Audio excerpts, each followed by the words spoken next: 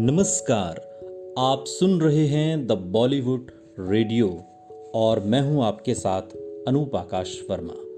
दोस्तों, ये किस्सा ऋषि कपूर की ऑटोबायोग्राफी खुल्लम खुल्ला का है। शब्द ऋषि कपूर के हैं।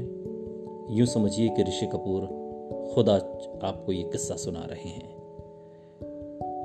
हिंदी फिल्मों में संगीत के महत्व को आंका ही नहीं जा सकता। अनेक बार फिल्म का साउंड ट्रैक फिल्म से भी अधिक मशहूर हो जाता है और फिल्म के गीत अमर होकर कालातीत हो जाते हैं। फिल्म की कामयाबी भी संगीत डिपेंड कर सकता है। रोमांटिक हीरो जिनकी फिल्मों की कामयाबी बहुत हद तक संगीत और डांस के सीक्वेंस पर निर्भर हुआ करती थी, जिनके लिए पैर थिरक जाने पर मजबूर करने वाला और अति लोकप्रिय संगीत कंपलसरी था।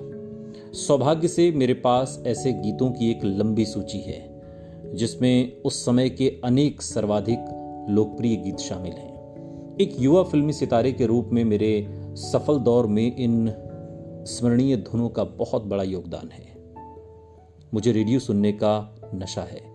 मैं हर वक्त रेडियो सुनता रहता हूँ। अपने लिविंग रूम में, अपने बाथरूम में, यहाँ तक कि मेरी लाइब्रेरी में भी संगीत हर पल चलता ही रहता है। बाहर के रेडियो स्टेशन, खासकर मुंबई से प्रसारित होने वाले अनेक केंद्र मेरी एकल नायक फिल्मों अथवा मेरे और नीतू के साथ की गई फिल्मों पर आधारित गीतों का आधे घंटे का कार्यक्रम प्रसारित करते रहते हैं और हर बार उन गीतों के बजते ही मेरा हृदय, मेरा दिल खुशी और पुराने समय की मधुर यादों से भर जाता है।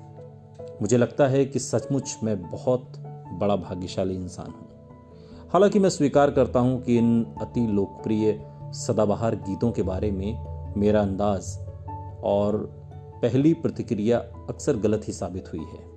मुझे याद है कि एक दिन बोनी कपूर कर्ज के ओम शांति ओम गाने की रिकॉर्डिंग को लेकर मेरे पास आए थे। वो बहुत ही उत्साहित थे। संगीतकार लक्ष्मीकांत प्यारेलाल और निर्देशक सुभाष घई भी गाने से काफ़ी खुश थे। इसलिए उन्होंने मेरे पास पंचगनी भेजा था, जहां मैं शूटिंग कर रहा था। मैं बोनी को खूब मैंने खरी खोटी सुनाई। मैंने कहा कि ये तो बिल्कुल बेकार गाना है और समझ ही नहीं आता कि मेरे लिए लक्ष्मी प्यारे ने ऐसी धुन कैसे बना दी। पंचम के संगीत को लेकर मैं भी ऐसी ही गड़बड़ी कर चुका था। जब उन्होंने ये वादा रहा कि शीर्षक गीत की धुन मुझे सुनाई, तो उनसे भी मैंने यही पूछा था कि मेरे लिए ऐसी धुन क्यों बनाई। इसी तरह सरगम फिल्म के डफली वाले और पर्वत के उस पार दोनों गीतों पर भी मैंने ऐसी ही प्रतिक्रिया दी थी। खासकर डफली वाले की खिल्ली उड़ाते हुए मैंने यहाँ तक कह दिया था कि डफली बजा क्या होता है। हाँ, ये सच है कि बार बार की बैठकों में उसको सुनते हुए मुझे ये महसूस हुआ कि कितनी जोरदार धुन है, लेकिन शुरुआत में मैंने इसका विरोध किया था। एक हीरो के रूप में मेरी पहली फिल्म बॉबी का संगीत जीवंत और यौवन से भरपूर था।